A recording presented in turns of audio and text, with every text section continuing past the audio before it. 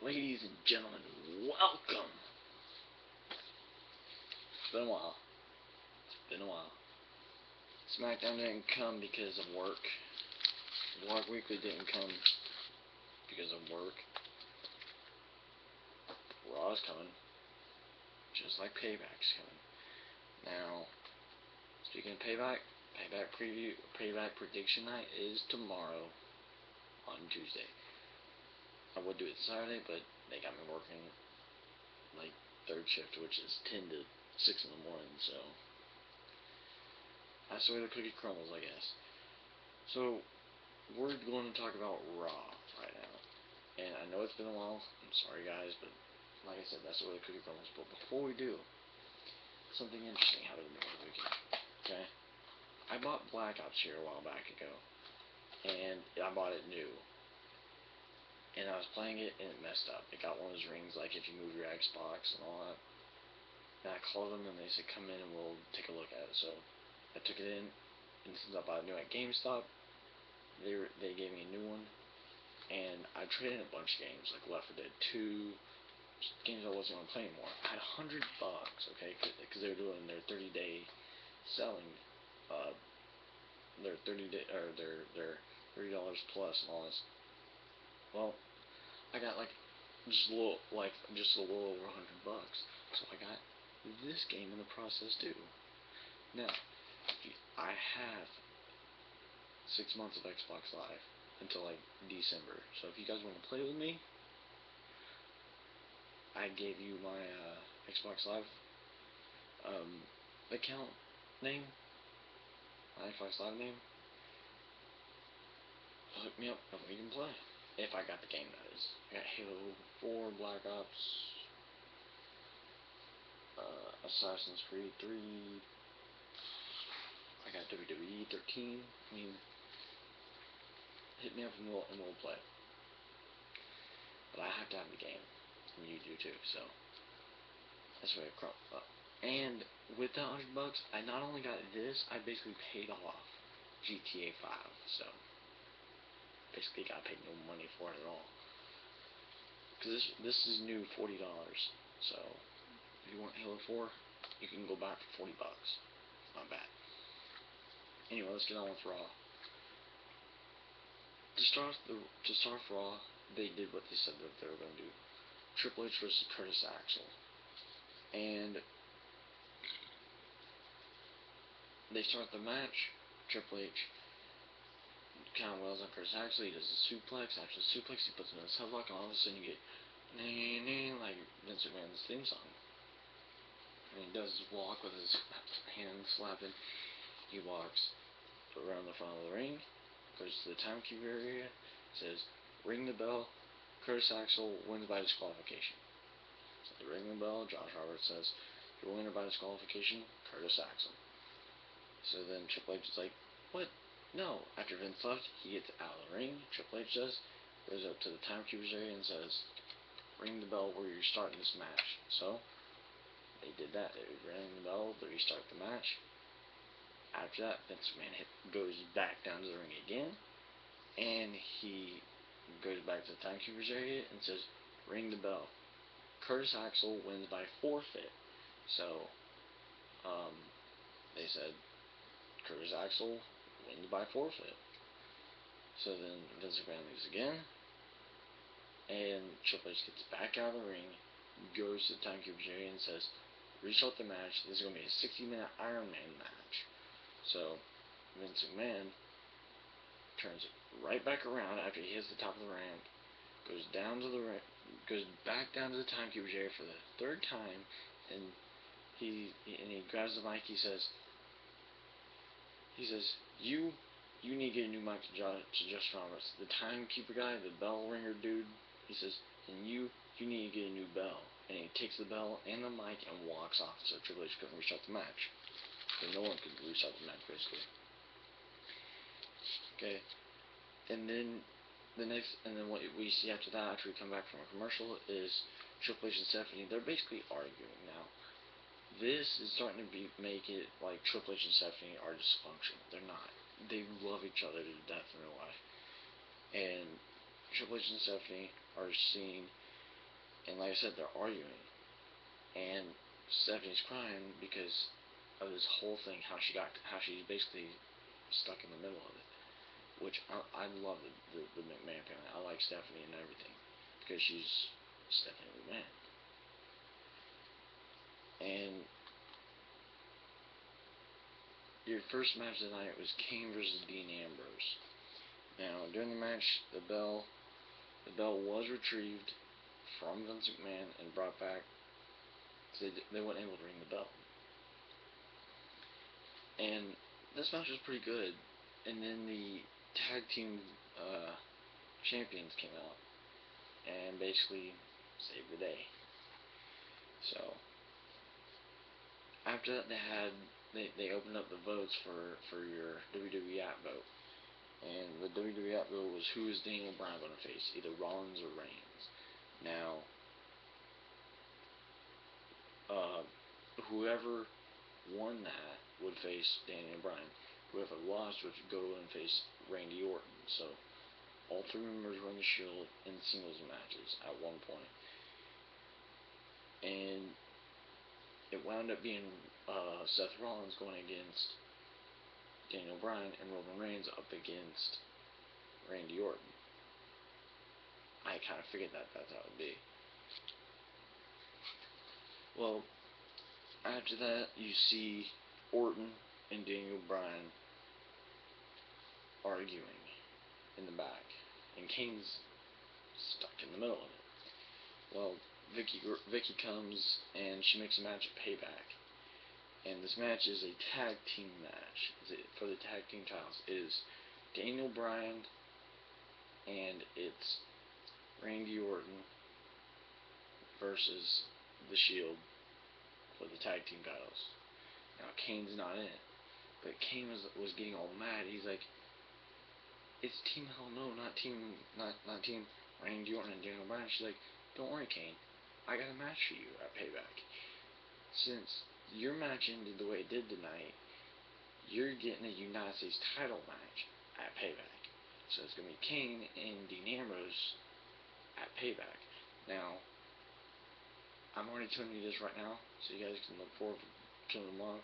Shield's not losing their titles. The Shield is too good to lose their titles this quick after Extreme Rules. The next pay-per-view after Extreme Rules. I don't think it's going to happen. Now, yes, the United States title is the only title that has stopped Kane from becoming a Grand Slam champion. And Kane might win just because of that, but I don't think that they're going to do it. But remember, John Cena didn't hold his first United States title for long either. And they could be doing something like that with Dean Ambrose, where they want to make him a face as fast as possible and get him out of the Shield. But I also got something interesting for you. WWE is giving Daniel Bryan a huge push, okay? And their plans, they actually have a plan for Money in the Bank. Now, with this plan, it kind of spoils the WWE title match. They're planning on having John Cena versus Daniel Bryan. None of them are turning heel. They're both staying face for this match at Money in the Bank for the WWE title. And this is supposed to be the match of the year, apparently. Now, this could be a good match. Daniel Bryan has had great matches over the past 8-9 months.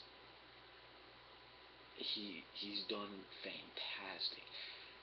If anyone deserves a title, like a top title, like either the World Heavyweight Championship or the WWE Championship, it's Daniel Bryan. Now, Bryan has gone to this like psychotic stage and all this, but that's their plan. That's one of their match plans for Money in the Bank is John Cena versus Daniel Bryan for the WWE Championship. Now it tells you Cena wins at Payback, and here's how I think it's going to go down.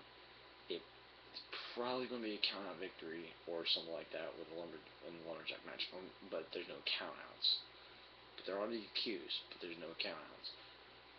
So John Cena's going to win that, and then they're going to go to their tables match. Ryback is going to win that. Then they're going to go to the third fall, which is the ambulance match, and John Cena's going to win that. Now, I've told you guys before, I think that there's going to be a breakaway, and it could be a breakaway through the top of the ambulance. And they want John Cena to do something memorable in a match, a memory-worthy match before he retires, because he's getting there. He's like 35, 36 years old right now, and he's getting there. He's almost where Triple H is. But that's their plans, and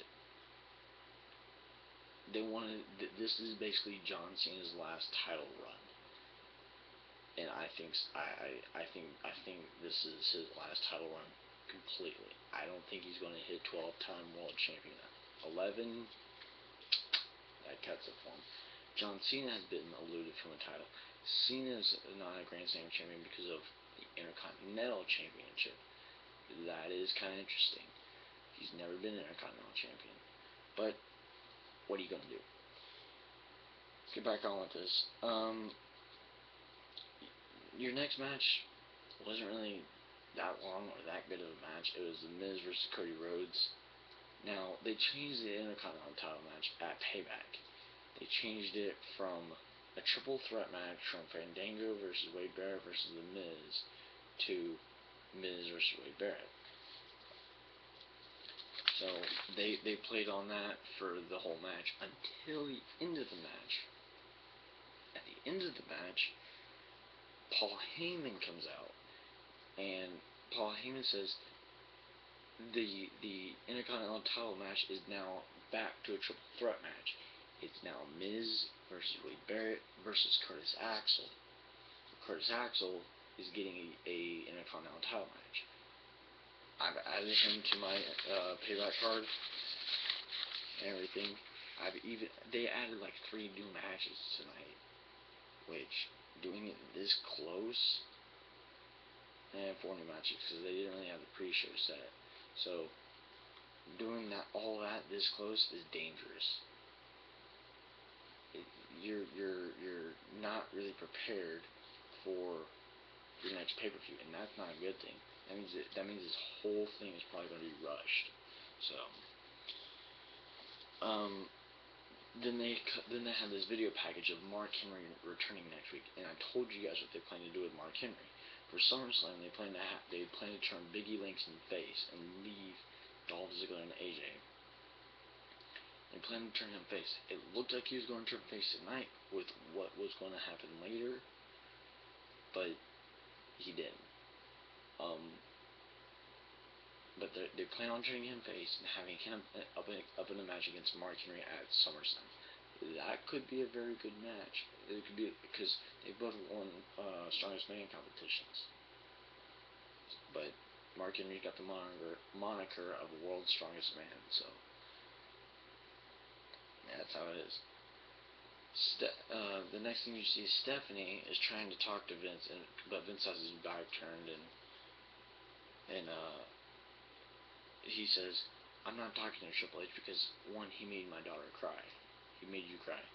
And they're talking about letting Triple H wrestle, about how Vince McMahon embarrassed Triple H, and he says,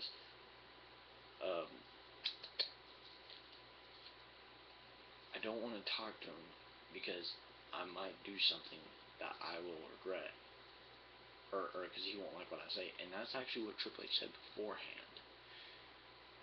So tells you that it's getting tense between this.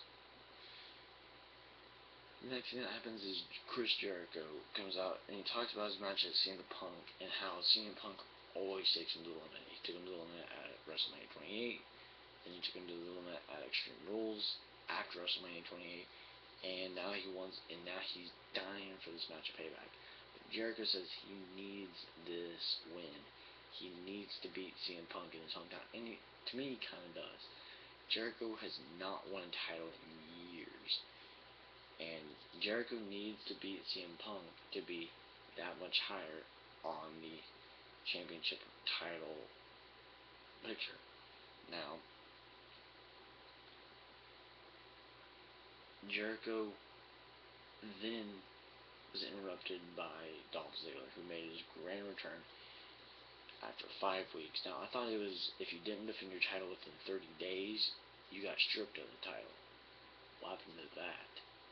5 weeks is more than 30 days. 5 weeks is 37 days-ish. So, what happened to that?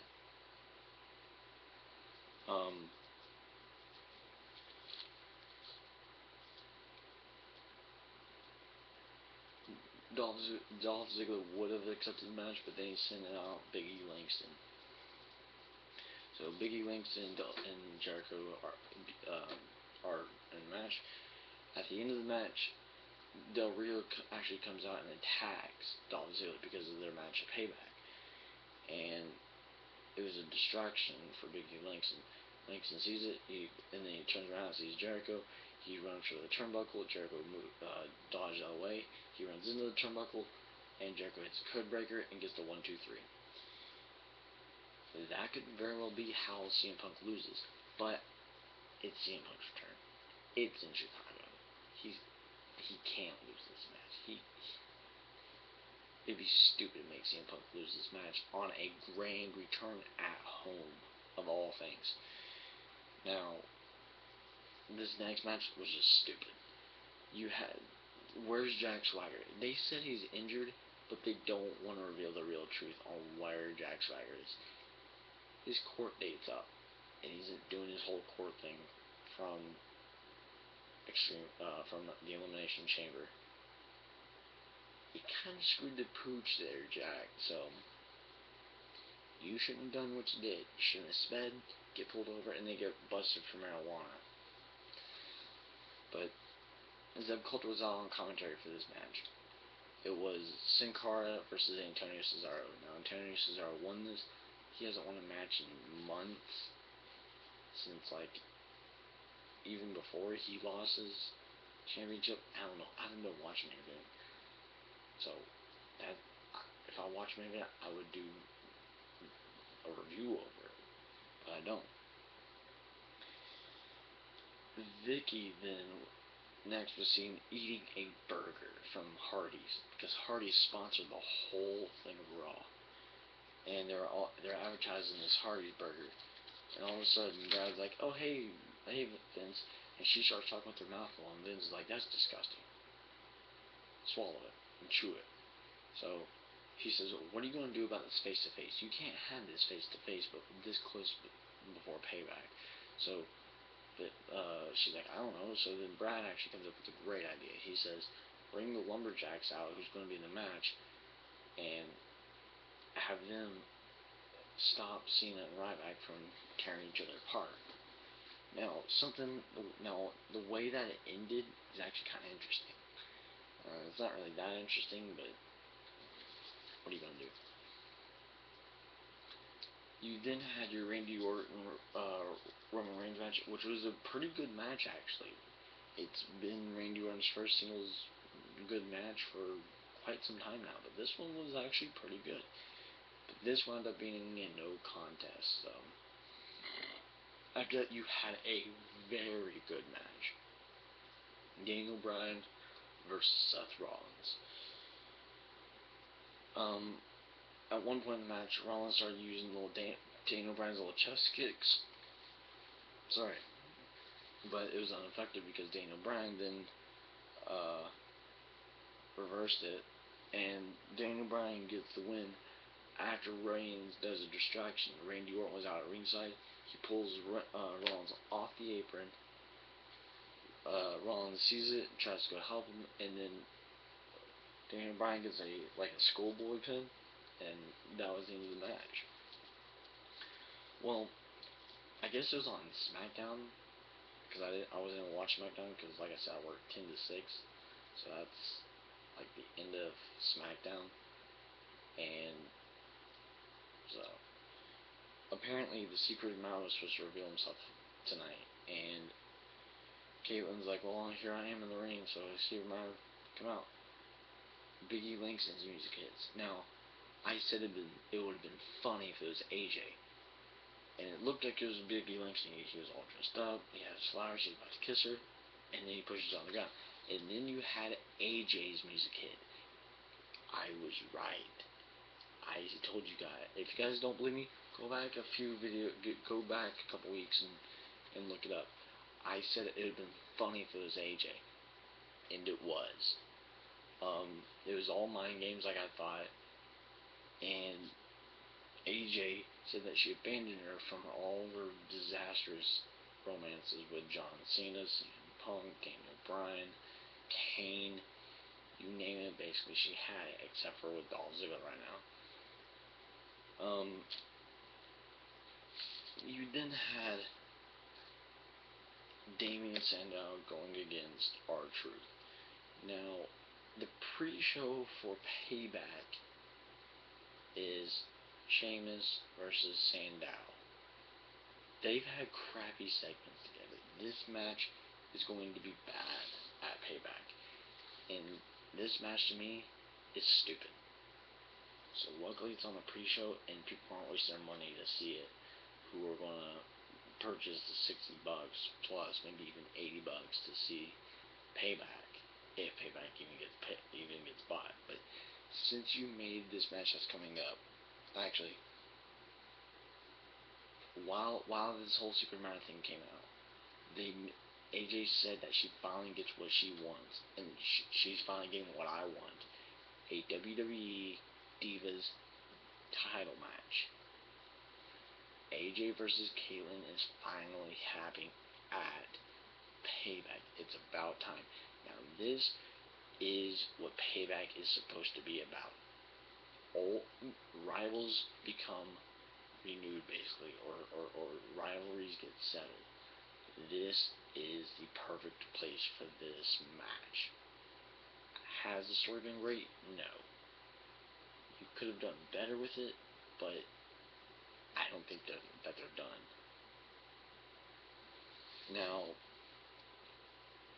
I hope AJ wins this match. That's who I will be picking, though. But like I said, Sandow was against R-Truth at the end of the match. After Sandow won with it looked like a new finisher, I guess. But Sheamus comes out and says he'll beat Sandow at the pre-show. He's going to kick his head off or something like that. It's stupid. They've had crappy segments on SmackDown. They have been terrible. Sheamus kicks a computer. You got that stupid knot thing. It's been dumb. I'm dumbfounded on how bad it has been. Now, you see Stephanie walking down the hallway. She stops and she sees one guy. She says, "I need you to go find my father, Vince McMahon, and tell him to meet in my office." She sees another guy and she says, "I need you to go find my husband, Triple H, and tell him to meet in my office." It's personal. First one, that when she told the guy about Vince McMahon, she says it's business. So she kind of walks off with a smile on her face, with a little smirk, kind of like Randy Orton on the poster for Payback. Well, we come back. The Lumberjacks start to surround the ring, and they surround the ring, and then they do this whole Vince McMahon, Triple H, basically talking to each other. And Stephanie's like, "You two are going to talk this thing out," and she leaves. So they talk, and then he says, Vince McMahon says, "I don't want you to be a wrestler. That's where this whole thing's from. I don't want you to wrestle. I would much rather you be the COO of the company with that pencil and that eraser of yours, writing all those checks, writing down all the stuff that you need to write down." And so Triple H is like, "You know what? I understand." So since he did that, since they kind of came to an agreement, Vince McMahon says, "I'll tell you what, I'll give you your match next week against Curtis Axel." And Triple H is like, "I don't want it, because you're right, I am above him." And then they kept going back and forth, and all of a sudden Stephanie comes back in and says, "You know what? You guys actually agreed. I'm proud of you. Let's hug it out." So they hugged it out, and Vince McMahon was like, "Whoa, I don't hug men, but I'll hug you." So she's like, "Okay, fine." So she hugs him, and she kind of brings Triple H over, and then they all kind of do this group hug and all this. So they hugged it out. Of course, you got the crowd hugging it out, hugging it out. Cena then hits the ring for the face-to-face with lumberjacks surrounding the ring, and all of a sudden you get the woo, and then out comes not Scott Steiner, Ryback with his ambulance entrance. It won't surprise me if he comes out in the ambulance at Payback, so don't be at all surprised. He's done it for the past, 4 weeks, 5 weeks now, ever since they had this ambulance match set for Payback. He's been doing it. He's been playing mind games with John Cena. John Cena, like I said, is winning this match at Payback, hands down. The reason why they want Cena to, since this is going to be John Cena's last title reign, they want it to be a good title reign for John Cena. They want it to be memorable. This is supposed to be John Cena's memorable match of his career. You shouldn't do it this late. If you want it to be memorable, do it in the middle or the beginning, not the end. Now, he starts going towards the ring, and he backs up and is on stage. John Cena basically says, Payback is coming. That's the whole thing for Payback. That's been like you've seen all these commercials like Payback's coming. So John Cena is talking. He says, yes, you've done this, this, this, and this. I give you my title shot for at Hell in a Cell. But for one of us, Payback is a bitch, and that's what pissed Ryback off. John Cena tries to get out of the ring, and the lumberjacks just throw him right back in. He tries to get out. Notice how the lumberjacks just throw him right back in. Ryback took advantage of that. Ryback goes to the ring, slides in, and tries to attack him. Cena pulls the ropes down, and Ryback flies out of the ring. Now, then the lumberjacks throw him back in, and then they're like, oh crap, we're supposed to stop him. So they run in, and they kind of separate him. Now, they broke free, and, John Cena broke free, that is. But then in the end, you have Cena held in one corner. You have Ryback held in another corner. The faces are holding back Cena, and the heels are holding back Ryback. Now, is that a coincidence, or did you do that on purpose? I noticed it. I don't know how many of the other people noticed it, but I noticed it. You had Cody Rhodes, Sandow, 3MB, all these heels holding back Ryback. You had Kane, Sheamus, all these guys holding back John Cena. I noticed that. He could be a little more discreet and kind of mix them up, like he did when it was Brock Lesnar and John Cena last year. But ladies and gentlemen, that will conclude this edition of the Raw review. Tune in tomorrow for your Payback predictions show. Now, yes, I did have the Divas title match here because that was after I thought the match card was done. I didn't think that they would do it. This is a short card. It's 1, 2, 3, 4, 5, 6, 7 matches. Most of them are title matches. Only one is not a title match, and that is one match I am looking forward to. And I didn't even write it down. 1, 2, 3, 4, 5, 6. 1, 2, 3, 4, 5, 6, 7. So technically you got 8 matches. So it's not really gonna be that short, actually. I didn't write down the CM Punk Chris Jericho match. I noticed. 2 of them are actually not gonna be title matches. The pre-show and that match. That match is going to be big, but not main event big. It's just probably gonna be like mid, maybe late show big, maybe before the WWE title match, because that deserves to be WWE title at this point, or before WWE title at this point. But like I said, that is tomorrow. I gave you guys some spoilers on it. I told you guys what was supposed to happen for Money in the Bank, so tells you who's winning.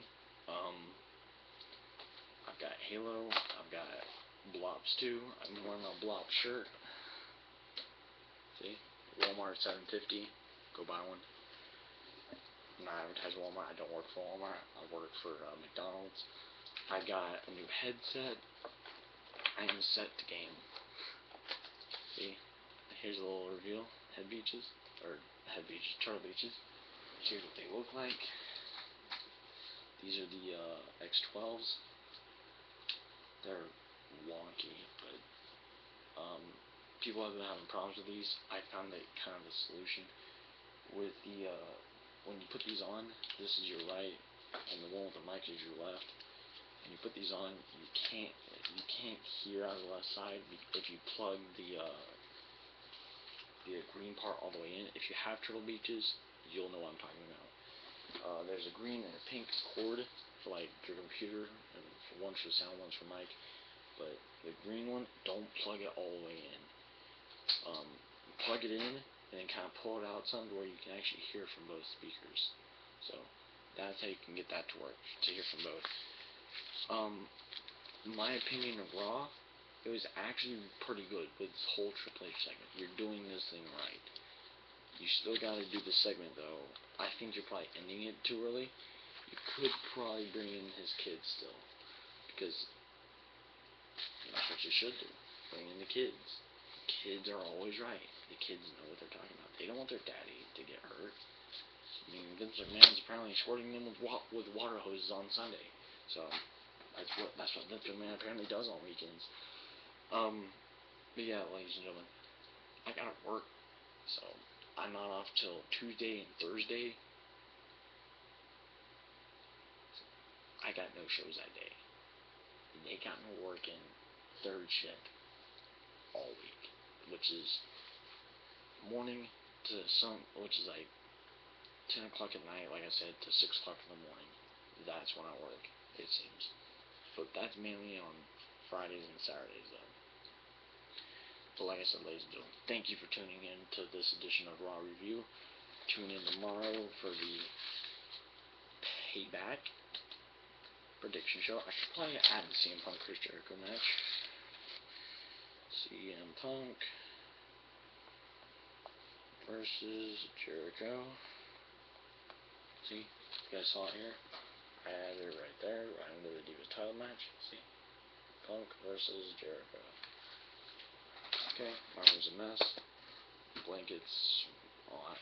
But like I said, thank you for tuning in. Tune in to Payback Prediction Night, and I will see you guys tomorrow for Payback Prediction Night. This is a long video because I love you guys. Thanks again.